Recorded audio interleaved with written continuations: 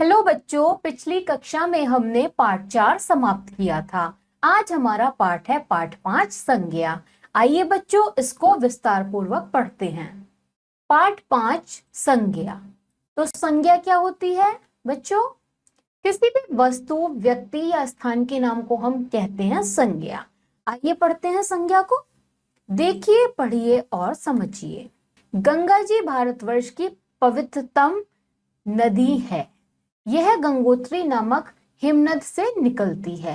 यह हिमनद हिमालय पर्वत के मध्य स्थित है। गंगा जी पहाड़ों की घाटियों में लहराती हुई हरिद्वार के मैदानों में पहुंचती हैं। यहाँ पे क्या बताया हमें? यहाँ पे हमें बताया है कि जो गंगा जी हैं वो क्या है? भारत की पवित्र नदी। गंगोत्री से निकलती हैं, वो हिमनद से निकलती हैं, हिमालय पर्वत के मध्य में है स्थित, और पहाड़ों से इधर उधर से होते हुए कहाँ पहुंचती है? हरिद्वार। गंगा जल पवित्र जल होता है। यह वर्षों तक रखे रहने पर भी खराब नहीं होता। गंगा जी की पवित्रता और बहने की गति प्रशंसनीय है। गंगा जी का जब नाम आया तो उसके साथ आता है हमारा गंगा जल।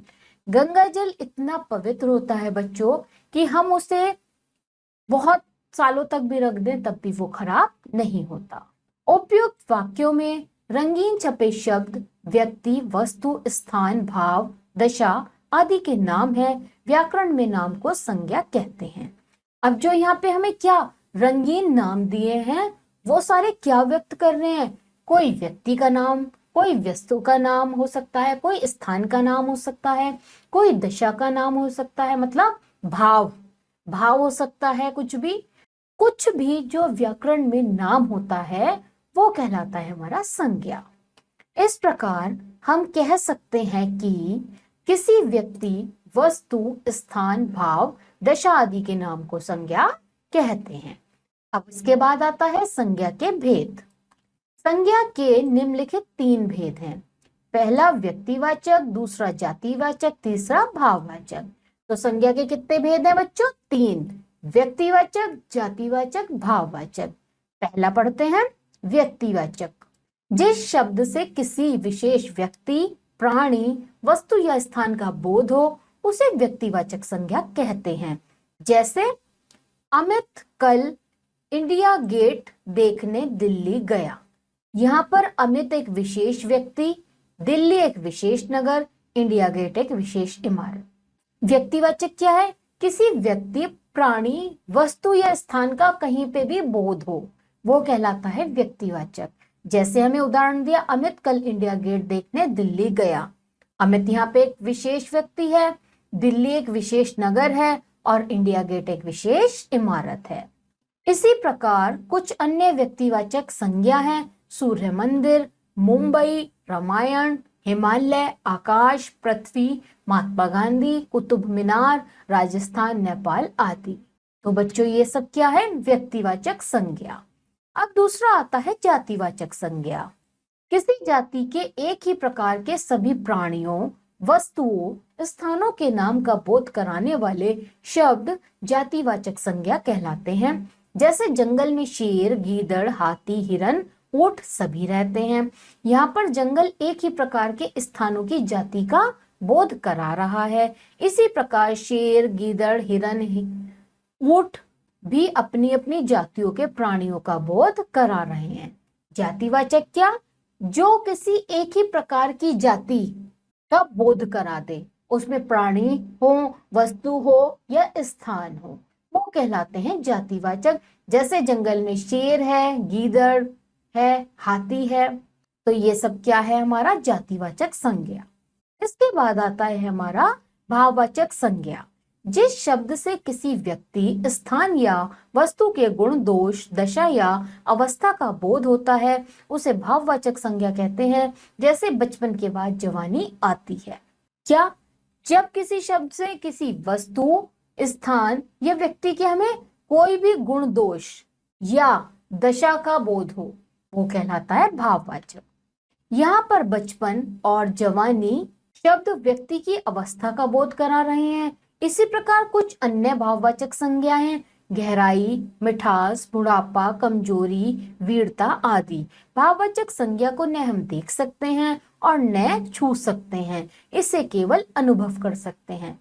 यानी कि जो भी भाव उत्पन्न कर दे, हमें किसी भी चीज से भाव आ जाए, जैसे दुख का, सुख का, ठंडे का, मीठे का, गर्म का, वो सब होता है हमारा भाववाचक संज्ञा।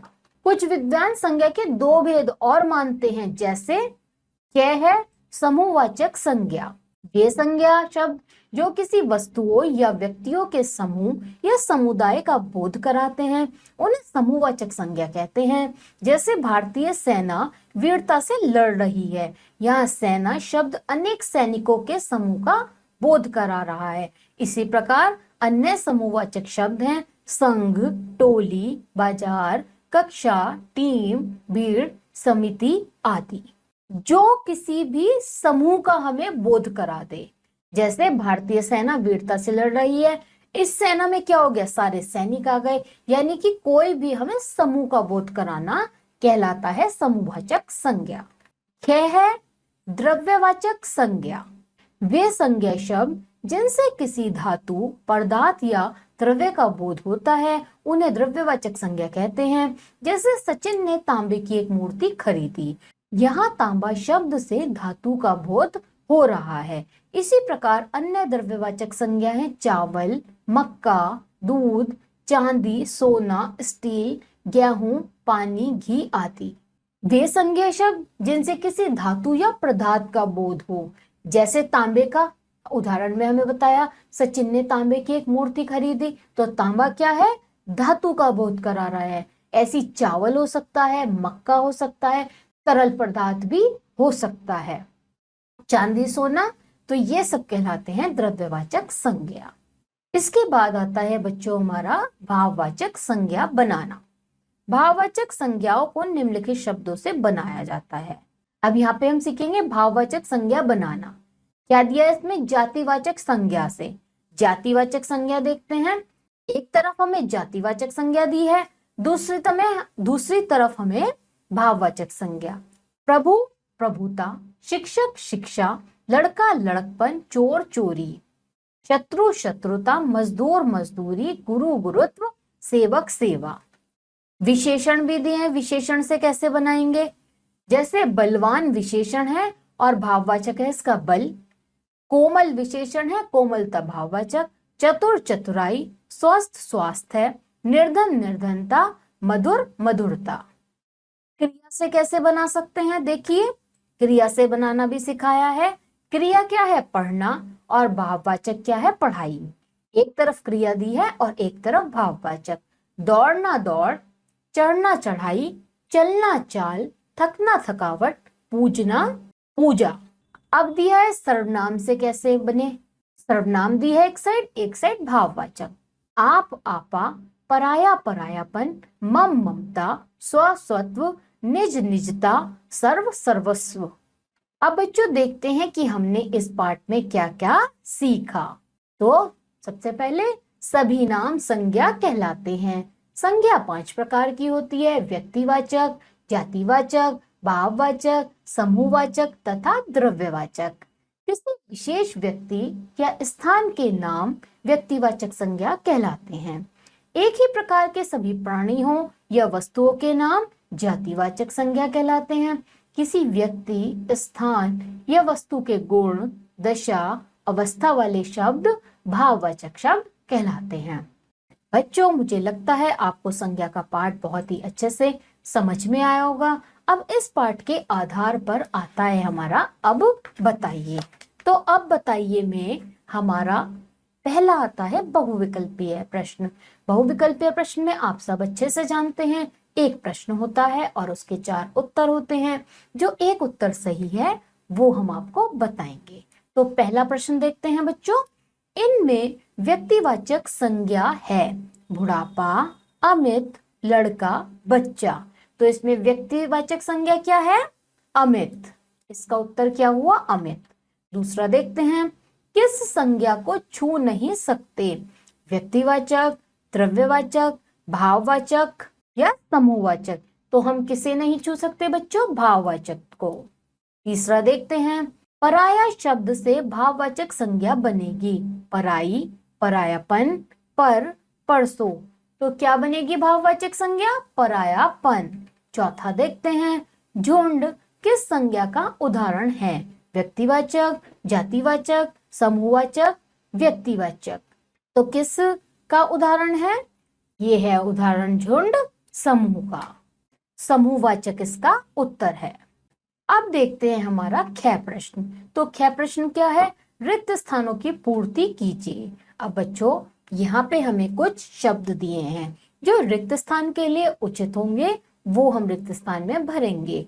तो पहला देखते हैं, व्यक्ति, वस्तु, स्थान के नाम को खाली स्थान कहते हैं। तो क्या है इसका उत्तर? संज्ञा। यहाँ पे लिखेंगे संज्ञा।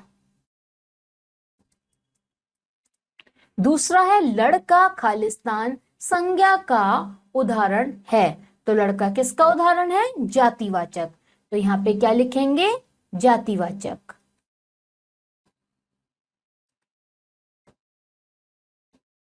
तीसरा देखते हैं, दूध खालिस्तान संज्ञा का उदाहरण है। तो यहाँ पे क्या लिखेंगे? दूध क्या हुआ? द्रव्य। तो ये क्या हो गया उत्तर इसका?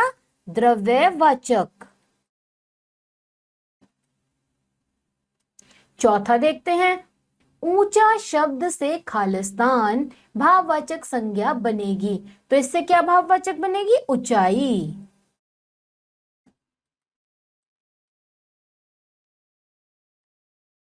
मुझे लगता है आपको ये प्रश्न बहुत ही अच्छे से समझ में आए होंगे। इसी के साथ बच्चों यहाँ पे हमारा पाठ समाप्त होता है। बच्चों मुझे लगता है आपको पाठ 5 संज्ञा का बहुत ही अच्छे से समझ में आया होगा। अब आप सब बच्चे इस पाठ का बहुत ही अच्छे से अभ्यास करेंगे और हम आपको मिलेंगे अगली कक्षा में। तब तक के लिए आप सभी बच्चे अपना ध्यान रखिए।